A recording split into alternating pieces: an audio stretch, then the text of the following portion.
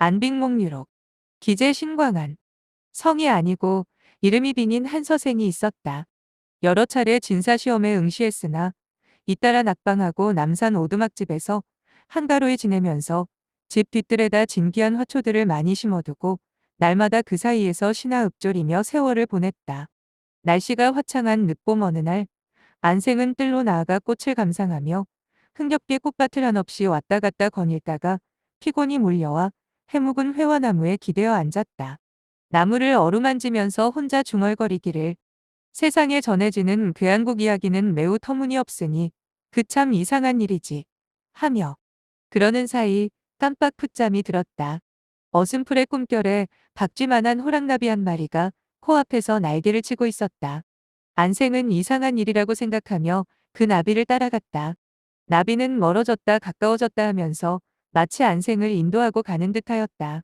며니쯤 가서 한 동굴에 이르렀다. 복숭아꽃, 우엽꽃이 흐드러지게 피었고 그 아래로 작은 새길이 하나나 있었다. 머뭇머뭇 되돌아가려 하는데 조금 전에 안생이 따라왔던 나비는 온데간데없고 새길에서 청이동자가 나타났다. 나이는 10서너쯤 되어 보였다. 손뼉을 치며 앞으로 와 웃으며 말하기를 안공께서 오셨군요.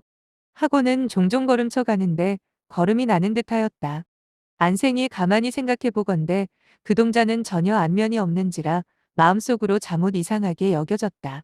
드디어 길을 따라 들어가니 큰 집이 한 채 드러나는데 채색한 담장으로 두르고 붉고 푸른 기와로 지붕을 이었다.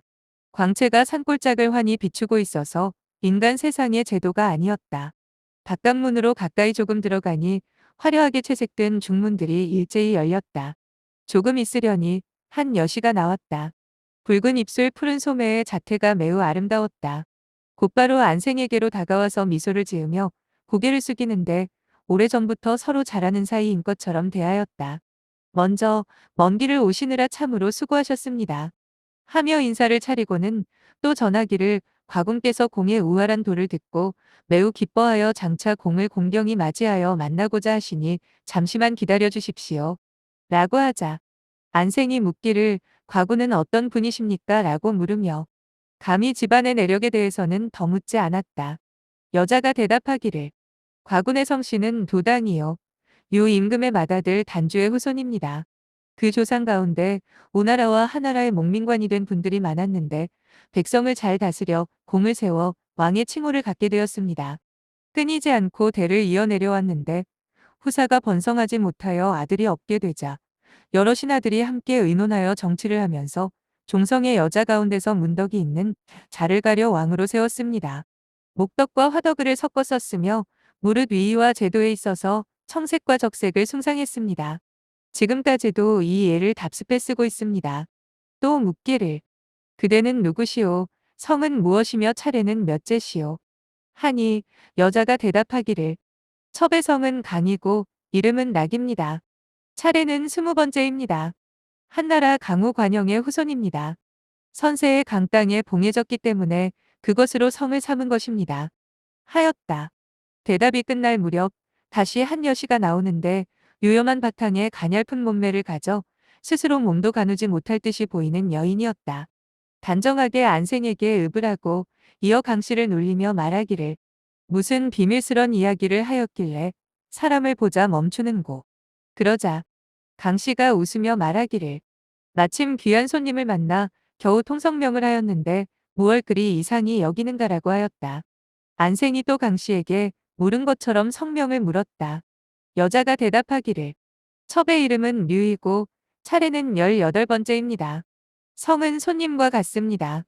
가게는 금곡에서 갈라져 나왔습니다.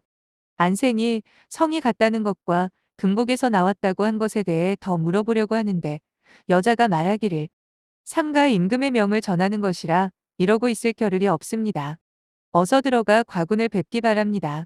라고 말하였다. 안생은 차림새를 가다듬고 공손한 자세로 두여시를 따라 들어갔다.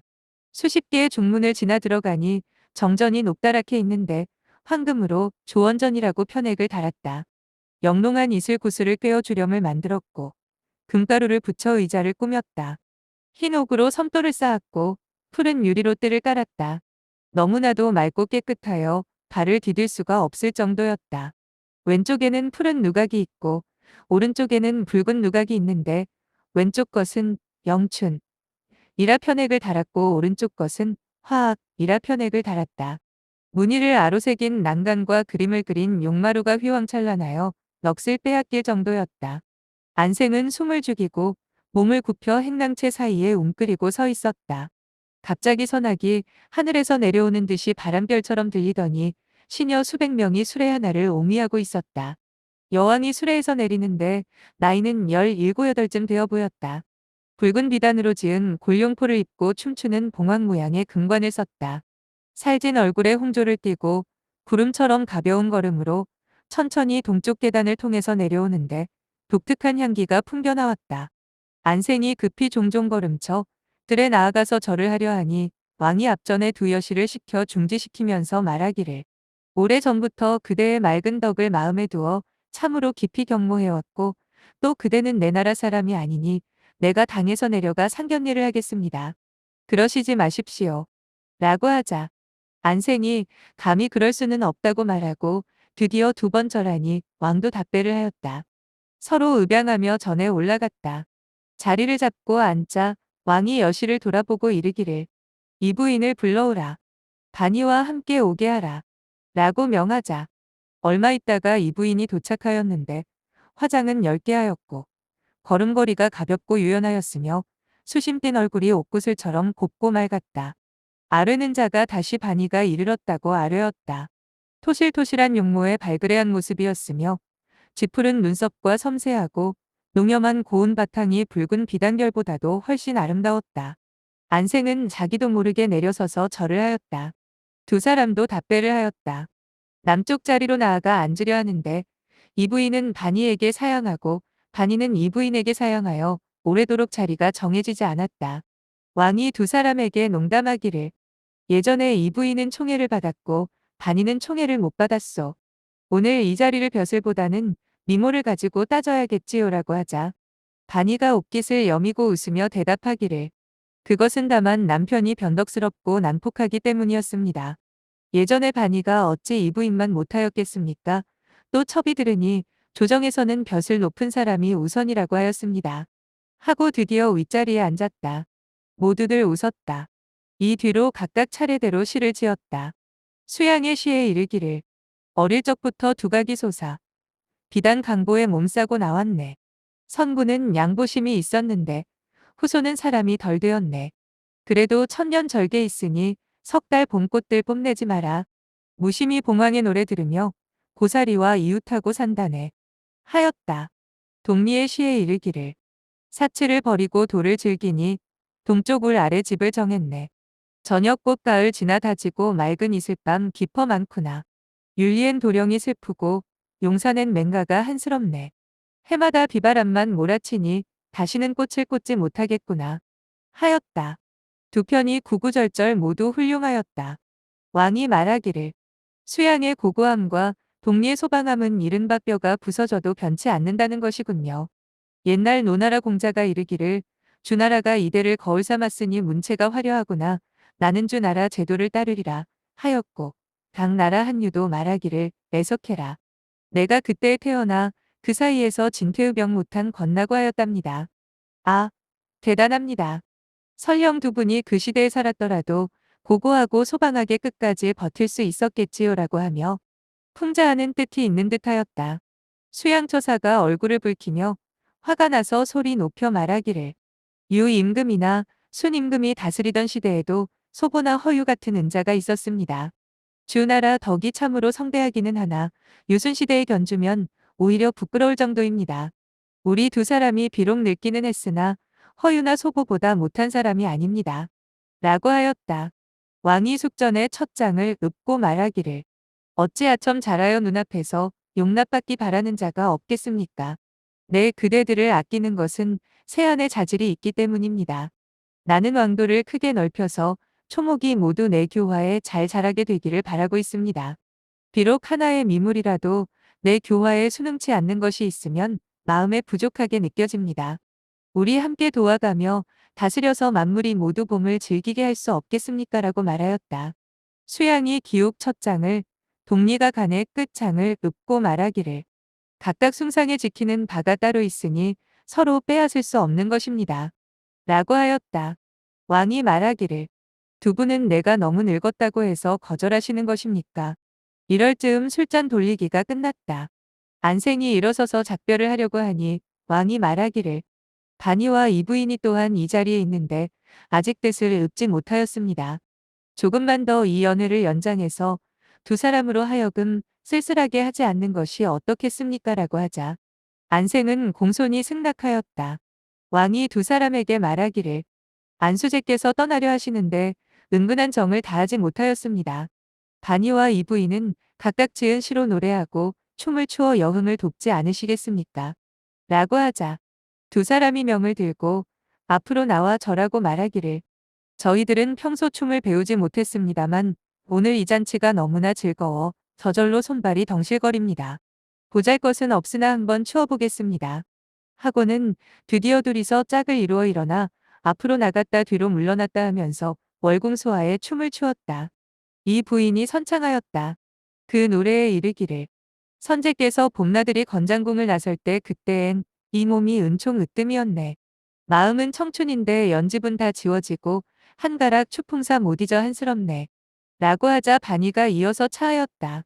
그 노래에 이르기를 영화롭던 지난날 수레타기 사양했는데 아침 내내 비바람쳐 백냥대에 갇히었네. 천년을 두고 200만이 마음알아 조비연세 화장을 어여삐 여겼다네. 라고 하자 왕이 시야를 시켜 마류반에다 춘채단을 담아 상주며 말하기를 금전들을 내릴 만합니다. 라고 하였다.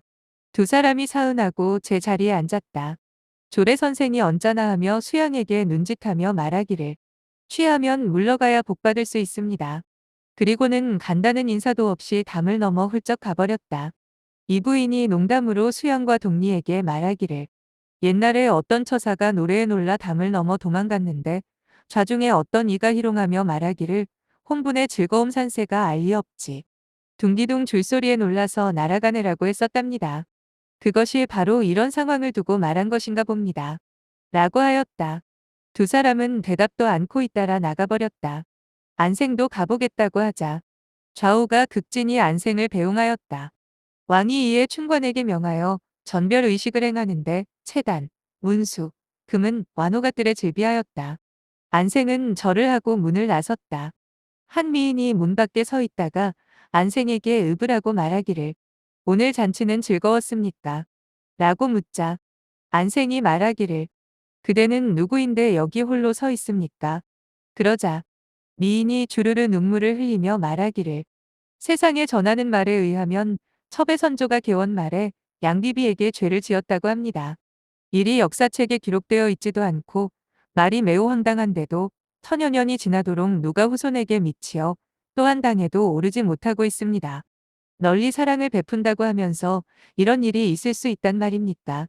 라고 하소연하는데 말이 채 끝나기도 전에 천둥 소리가 꽝 하고 땅이 갈라지는 듯하게 나서 확 정신이 드니 곧 한바탕 꿈이었다.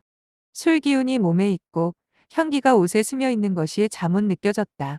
멍한 정신으로 일어나 앉으니 부슬비가 회화나무에 촉촉이 내리고 있었고 천둥의 여운이 은은하였다. 안생은 조금 전의 꿈이 역시 남가일몽이었구나 하며 나무 주위를 돌며 곰곰이 생각해 보았다. 그러다가 갑자기 머리에 떠오르는 바가 있었다. 이에 곧바로 정원에 나가보았다. 모란 한 떨기가 비바람에 시달려 꽃잎이 땅에 다 떨어진 채 서 있었고 그 뒤에는 복숭아와 오엿이 나란히 서 있는데 가지 사이에는 파랑새가 지저귀고 있었다.